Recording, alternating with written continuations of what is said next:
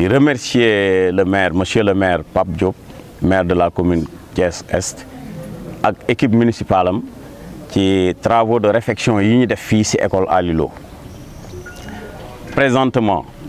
13 salles de classe réfectionné nañ ko am na benn salle de classe boo xamante ne ni mu màggatee jéggi na dayoo dañ ko war a daaneel loolu moo waral abri bi nii nga xamante ne incessamment dinañ ko dindi. defe naa ni su ma gëstoo damay gis conseil bépp sama ginnaaw ñu ñëw doon def ci tournée boo xamante ni dafa tudd tournée visite de chantier loolu moo doon ndaje bi bon di baal ñëpp àq di baalu ñëpp àq di wax ni ñu liñ tax a jóg muy liggéey bi liggéey nag defe naa ni boo ko sumbee boo toogee ba mu am fu mu toll war nga mën a dem xool manquement yi ak yi nga xamante ni nga ci war a complété loolu moo doon solo ndaje bi tey ji ñaata waa ci koppar mi ngi fi dugg 34 millions 985 et poussière defe naa ni c'est 13 salles de classe comme ni ko directeur waxee te dañ ko réfectionné entier bu ñu duggee classe yi xam nga dañoo wax rek te gisu leen valeur yi c'est très important que tam ñu xool ko parce que bu ngeen xoolee pas de porte yi dañ ko carrelé nga dugg ci classe yi classe yëpp lañ carrelé defaraat électricité bi peinturaat classe yi charpente gis ngeen toiture yi bu ngeen xoolee li mu wax xam nga école bi defe naa ni man mooma mag defe naa ndax dañ 58 kon magee na ma 1 an kon pour ngeen xam ni demande boobu yàgg na mais ñun nag dañu ciy sant yàlla bi nga xamante ni Sénégal gépp wala Thiès gépp xam nañ ni école bi ça date de 58 ba léegi ni musul am li mu am ak état bi mu aman ak état bi mu am ku nekk xaman na ko parce que ñun ñëpp fi dëkk doomi jàmm gën mi ngi nii di def témoignage te du moom donc ñi fiy def témoignage yu bari na adjoint maire a ngi nii Magay Sarr mu Dame Thiam conseil municipal Maymouna Sow a ngi nii di conseiller ñoom ñëpp ñu dëkk fi Demba Diop ñoom a ngi nii ñi fi dëkk ci responsable ñoom Astou Sarr yëpp ak ñi nga xam ne ñooy population jàmm gën parce que tam am na loo xamante ni wet di moom gis bokkul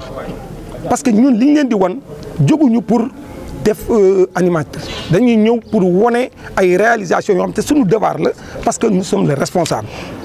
comme nag ñooy responsable yi dafay jaadu nag bu ñu tolloo moom dem nemme ko ji ñu joxoon suñu liggéey entreprise yi war a xool nag fu ñu toll parce que benn nawet a ngi waaj a ñëw xam nga école bi ni meneen bu fekkente ni ñëwuñu xool si woon soññi si woon ko ñëw nañ fi 2 fois am na ñu ma àndalan ñu ngi fi ñoo xamante ni ay presse la ñu mën naa cee cité roo ngi nii ak ñeneen gis ngeen ko ci Facebook bi au moment bi nga xamante ni def nañ Momar Lo la amoon mur 43 millions et quelque 43 millions 43 millions defe naa ni 40 000 moom mënagul a jënd dara bon s'il vous plaît donc école boobu defe naa ni directeur wax na lu am solo directeur bi wax na lu am solo ci école Momar Lo defe naa ni amul doon dara ñun ñoo ko école toute neuf clôturé defar salle de classe yi defar bloc sanitaire indi ndox wax na leen ko defe naa ni terrassement bi aussi dañ koy def gis ngeen poteau courant yi samp nañ ko pare li des mooy def éclairage bi te loolu lépp nag dinañ ko def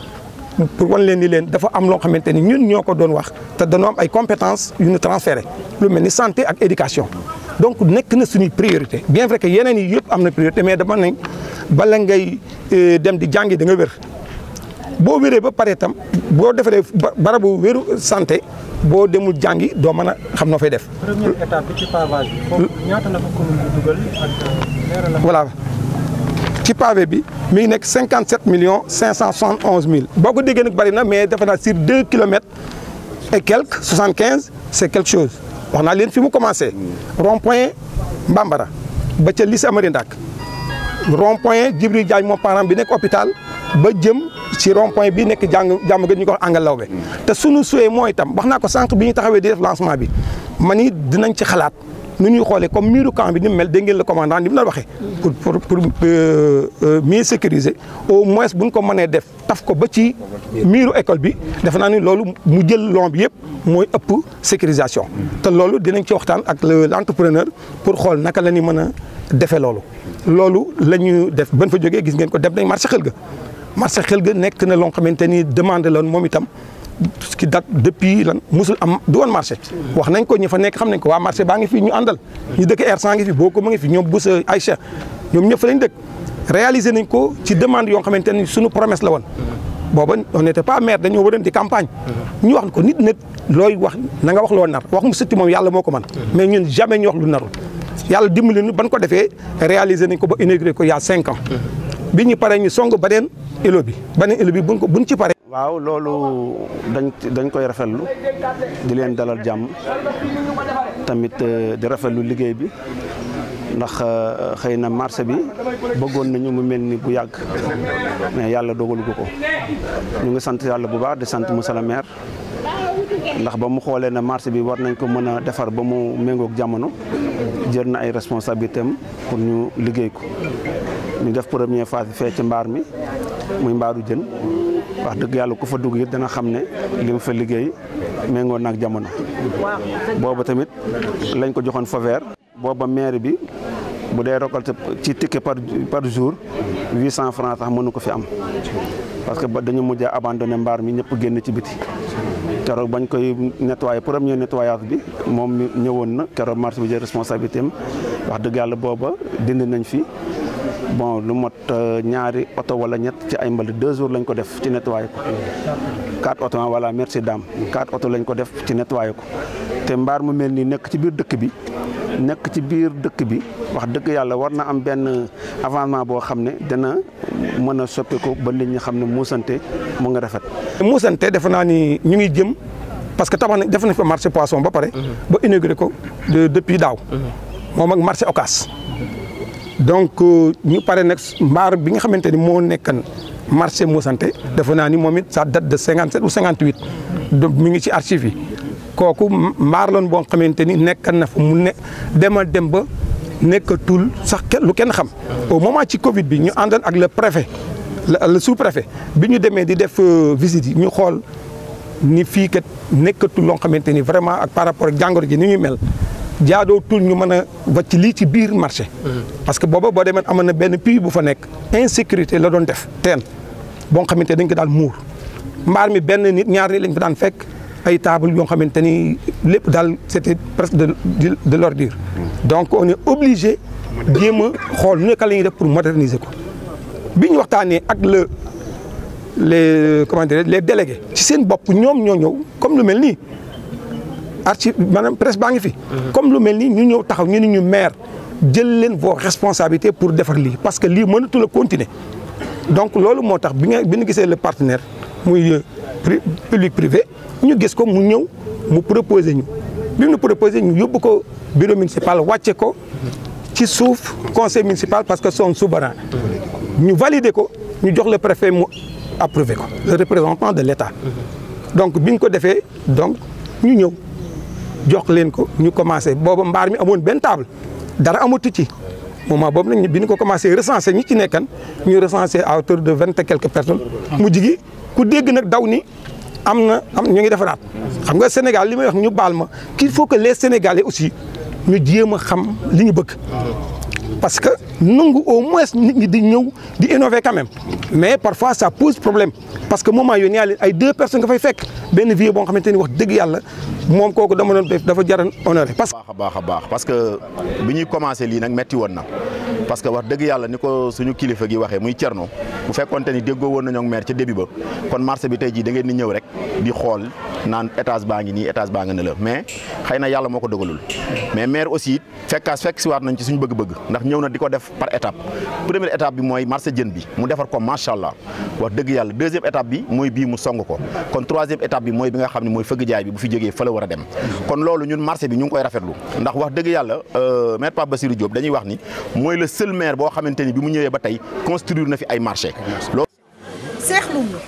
mu ngi dugg si biir di xool li fi xew chaque jour mu ne damay defar seen marché bi ñu ne ko acam mu commencé marché jën ñu def ne fa lay yem mu ñëw si mbaar mu ñaaw nii ñu ne ko léegi nag loo bëggaat mu ne dama bëgg seen marché bi nag marché bu mucc ay fële laa jëm sa fëgg jaay kon kii doyoon ñu si bopp ñu ngi koy remercier di remercier ñëpp ñu mu àndal sama frère yi mu àndal yëpp maa ngi leen di naan gàcce lépp li ngeen bëgg yéen a ko xam yàlla na leen ko yàlla defal. koy joxaat ñi nga xamante ni ñoo fi yoroon table carrelé pavé donc loolu lañ def y compris marché xel ga lañ njëkk a pare y avait des étals dañ ko maye te la commune moo leen accompagner sur 22 cantines yi fa njëkk am cantine ni ngeen moo wax cantine boo xamante ni dale rideau pavé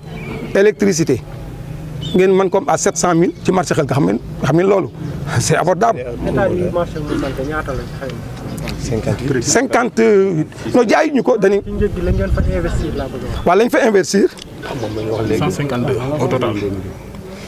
cantine et hangar. cantine et hangar. non bi ñu paree dañoo def cantine ba pare hangar bi xam nga dafa am hangar. ñu dindi hangar bi war fa defar nag ay magasin ay cantine aussi am na quelques magasins yu fa am. kooku entrepreneur nag ñu ni ko boo paree tam aussi ñi ci nekkan ci marché bi ñoom ñooy prioritairement da nga koy jox jaay ñi nga xamante ni am nañu njëg ci marché bi ñooñu la ñu wax ak ñoom ba ñu d'accord ci loolu te toujours su waxtaan y avait les délégués toujours ñoom ñoo yore woon responsabilité bi parce que ñun la mairie bëgg ci woon a melew pour di am ay yenn problème wala ay télescopage donc waa marché bi ak délégués yi ñoom ñoo organisé wu ñu jël état ñu leen nag état yi moom nañ leen ko jox gratuite cantine yi nag ku bëgg mën a jënd parce que nag le promoteur entreprise moom moo investir xaalisam dindi hangar ba fa nekkan bu ñu fa demee di ngeen ko gis di ngeen gis tam mu nekk 100 et quelques millions. yoo xamante ni l'entreprise moo jël xaalisam di ci def donc nag su paree nag pour mu mën a réaliser ay fonds mën a ñëwaat te dañ ko ñaan yàlla mu bañ ci perte dafa war a jaay cantine yi mais ñun li ñu bénéficié wu am nañ bijou bi am nañu des étals yoo xamante ni moderne na ñu am fa tam chambre froide boo xamante ni mi ngi à côté à hauteur de 5 tonnes. délégué marché Xel gi maa ngi sant yàlla bu baax a baax di julli ci yonent bi sant suñu waajur sant bu baax a baax suñu conseillers ndax ñoom ñoo sabab yi ndax ñoo ñu bàyyi ñuy guddee ñoo ñu bàyyi ñuy naaje ñoo ñu bàyyi ñuy dem di dikk kon ñu ngi sant yàlla bu baax mais ñu ngi sant suñu borom bi bu baax a baax a baax di ñaan yàlla jàmmal leen di kontaan bu baax a baax ci seen teewaay yéen waa mairie di ci jiital Pape Bassirou Diop suñu soppee suñu xarit ndax li ñuy sopp li ñu bëgg ci xarit am na ko muy kóllëre li ñu bëgg ci xarit mooy jàpp ay nitam te jàpp na kon ñu ngi sant yàlla bu baax mu Pape Bassirou Diop ñu ngi lay sant di la gërëm di wax def ko nag yàlla la neex waaye boo ci amee fulla te wax am ci te dëgg tax lal ko soo nee dinaa ko def insha allahu taala si ko def Pape Bassirou Diop lii ndam la ci ñun tiitar la ci ñun keroog ba nga taxawee ca mango nii maa gële yaa ngi koy fàttaliku Aïcha Ndiaye mi ngi fi woon keroog Absalaay di jàpp suñu loxo madame la maire Absalaay ni la Pape Bassirou Diop téyal ma ñii sama rakk yi te dimbali leen ci marché bi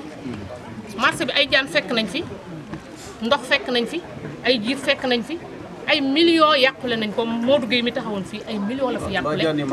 jaan yi màttuñu macha allah yàlla